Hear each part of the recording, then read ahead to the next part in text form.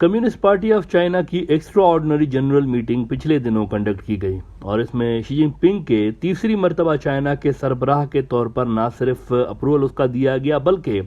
इस बार Xi Jinping को पहले से भी बहुत ज्यादा पावर्स दिए गए हैं। चाइना के father of the nation Mao Zedong के बाद शी जिनपिंग अब उनकी हिस्ट्री का सबसे पावरफुल लीडर बनके इमर्ज हुआ है। सारी दुनिया में ये इवेंट खबरों में रहा क्योंकि चाइना का आगे का क्या प्लान होगा ग्लोबल ऑर्डर के हवाले से, रीजनल ऑर्डर के हवाले से, इसकी डायरेक्शन असल में इस एक्स्ट्रा ऑर्डिनरी मीटिंग से क्लियर होनी थी। और अब जिस तरह के पावर शी जिनपिंग को दिए गए हैं कम्युनिस्ट पार्टी ऑफ चाइना की तरफ से, इससे दो बातें तो क्लियर हो गई हैं कि शी जिनपिंग का जो विजन है ना चाइना के हवाले से वही प्रीवेल करेगा और वो जो विजन है उनका वो एंटी वेस्ट और एंटी इंडिया एक तरह से आप कह सकते हैं और चाइना की सुप्रीमेसी पे बेस करता है कि China should be the next global leader rather than acting as a junior partner of America. तो शी जिनपिंग वो नहीं चाहते। शी जिनपिंग के अगर आप इंटेंशंस देखें तो शुरू से ही उसने क्लियर करके रखे हैं। अभी 2015-16 से जब से लेके उसने BRI लॉन्च करवाया उसने इंटेंशंस क्लियर कर दी हुई अमेरिका को कि हम आपकी इक्वलेंट फोर्स हैं, आपकी जूनियर पार्टनर नहीं हैं। तो यही उसकी जो पॉलिसी है ये प्रीवेल करेगी आने वाले कई सालों के अंदर भी। ये चीज क्लियर हो गई इस मीटिंग के बाद। और अपनी स्पीच में शी जिनपिंग ने ताइवान की रीयूनिफिकेशन की क्लियरली बात की है और चाइना की टेरिटरी की जो कंप्लीशन है यानी कि जो नक्शा उनका मुकम्मल करना है और उसकी हिफाजत करनी है, ये सारी बातें उसने की हैं, जिससे ये अंदाज़ा लगाया जा रहा है कि शी जिनपिंग का ये जो तीसरा टर्म है ना इसके अंदर ताइवान और लद्दाख पे कोई बड़ी डेवलपमेंट मुमकिन है।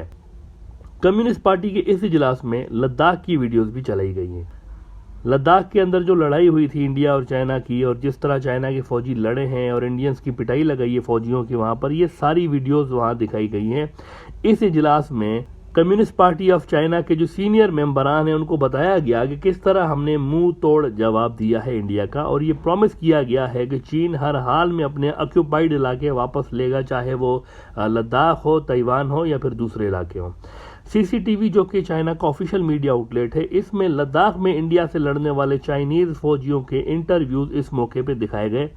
और इनको हीरो ऑफ गलवान भी करार दिया गया। तो ये तो क्लियर हो गया ना कि अगले कुछ साल जो है वो इंडिया के आसान नहीं होंगे चाइना के हवाले से। लेकिन मसला इंडिया के लिए सिर्फ हिमालयाज में नहीं है ना। हिमालयाज ऊपर की तरफ अगर आप इंडिया का ऊपर का मैप देखें तो हिमालयाज है वहाँ पर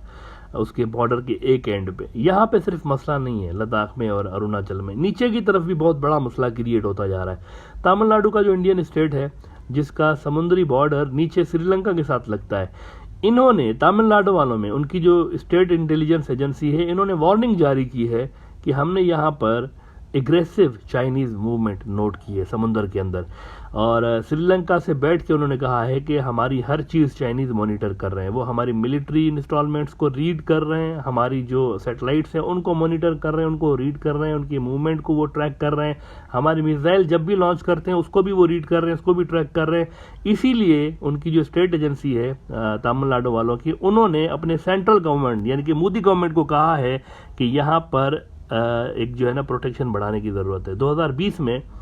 जब गलवान वाला वाकया हुआ इंडिया के ऊपर वाले हिमालयाज के एरियाज में, ऊपर का जो बॉर्डर है चाइना की तरफ, तो इंडिया ने अपने नीचे वाले जो कोस्टल एरियाज है ना, तो इसमें चलने वाले इंडिया के जो डिफेंस के प्रोजेक्ट्स हैं उसके फंड्स रोक लिए थे, कट कर दिए थे, क्योंकि इनको लग रहा था कि नीचे पानी है और यहाँ पर ना तो पाकिस्तान है ना तो चाइना है, तो यहाँ पर ज़्यादा इशू नहीं है, छोटे छोटे मुल्क है मालदीव और ये श्रीलंका टाइप, तो ये कोई ज़्यादा प्रॉब्लम नहीं है। उन्होंने फंड्स कट कर दिए थे क्योंकि उनको ऊपर जो है वो बहुत ज़्यादा पैसे लग रहे थे लद्दाख के अंदर डिफेंस पे। तो 2020 से मोदी सरकार कोस्टल सिक्योरिटी से जुड़े हुए फंड्स रोक के बैठी हुई थी। लेकिन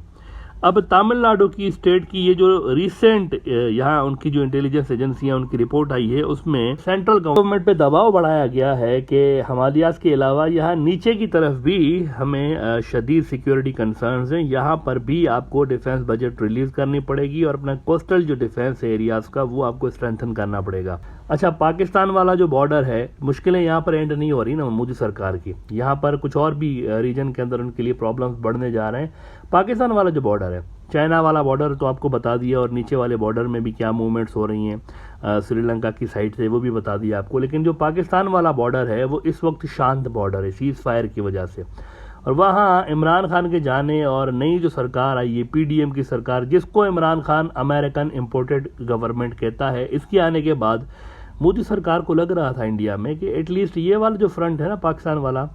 ये अब लंबे अरसे तक काम डाउन रहेगा, सालों तक रहेगा, क्योंकि फिर शहबाज शरीफ की हुकूमत है, फिर नवाज शरीफ आएगा, फिर उसके बाद कोई और पीडीएम का बंदा आएगा, तो ये इसी तरह चलता रहेगा। इमरान खान साइड पे हो गया। अब पीडीएम जो है वो इंडिया को इसलिए लग रहा था कि हमारे लिए बेहतर है, क्योंकि उनके जो पीडीएम के कई लीडर्स हैं उनके इंडिया के साथ बिजनेस इंटरेस्ट रहे हैं। ये वेल रिपोर्टेड मीडिया के अंदर चीजें हैं कि उनके इंटरेस्ट रहे हैं, और कश्मीर इशू के बावजूद इंडिया के साथ टाइज नॉर्मलाइज करने के हक में ये रहे हैं, अनलाइक इमरान खान जो कि इंडिया के मामले में ज्यादा हार्डलाइनर रहा है और टाइज नॉर्मल करने के लिए कश्मीर पर डायलॉग्स का उसने शर्त रखा हुआ था, कंडीशन रखी हुई थी। वहां से भी, पाकिस्तान से भी अच्छी खबरें मोदी सरकार के लिए नहीं आ रही, क्योंकि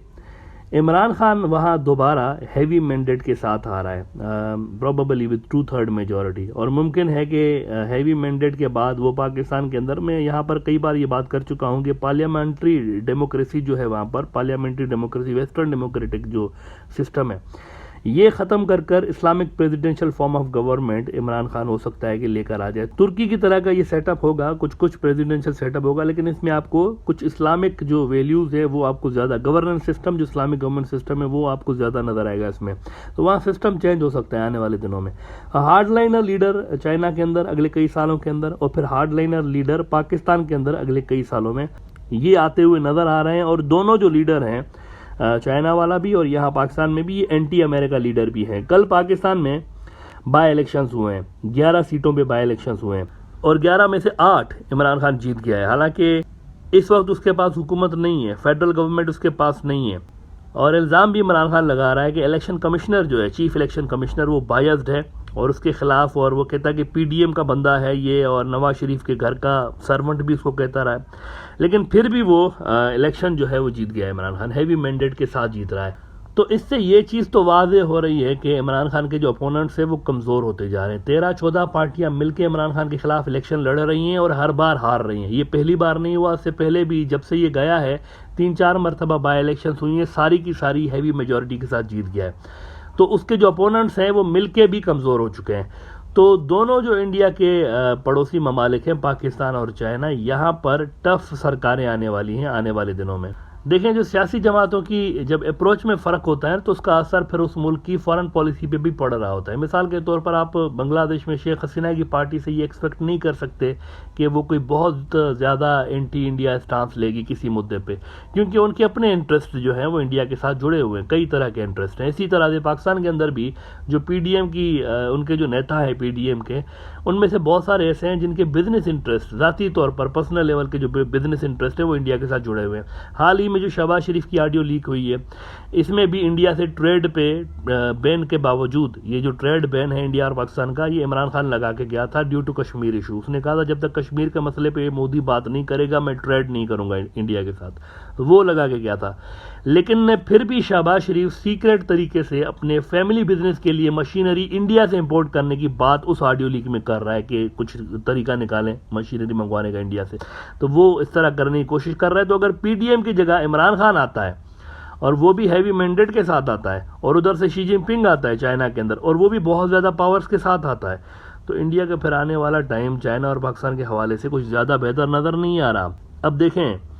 वन माइट आर्ग्यू के अमेरिका भी तो है, उसका तो पाकिस्तान के ऊपर असर चलता है। तो देखें, अभी तक अमेरिका एंटी इंडिया जो एक स्टॉर्म बन रहा है मसला कश्मीर की वजह से पाकिस्तान के अंदर, इसको समहाउ रोकता रहा है,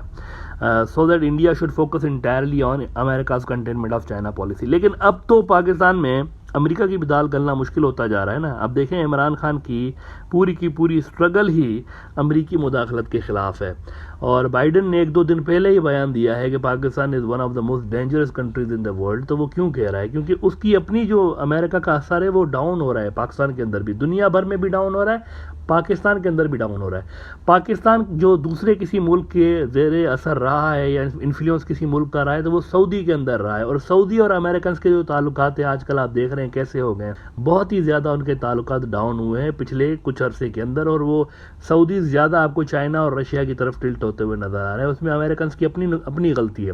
उन्होंने जमाल खशोगी और दीगर जो वाक़यात हैं वो सही तरह से सऊदी की पॉलिसी को उन्होंने हैंडल नहीं किया हुआ। तो सऊदी पाकिस्तान के ऊपर क्यों दबाव डालेगा अमेरिका की वजह से। इसीलिए इस बार शायद इंडिया को अमेरिकी दबाव भी इस आने वाले 2 फ्रंट वॉर में काम ना आए। So tough days are coming ahead for Modi Sarkar, and the only way to manage things is to engage in a meaningful dialogues with China and Pakistan. Otherwise India won't be able to handle this upcoming pressure जो कि China और पाकिस्तान से आने वाला है उनके ऊपर।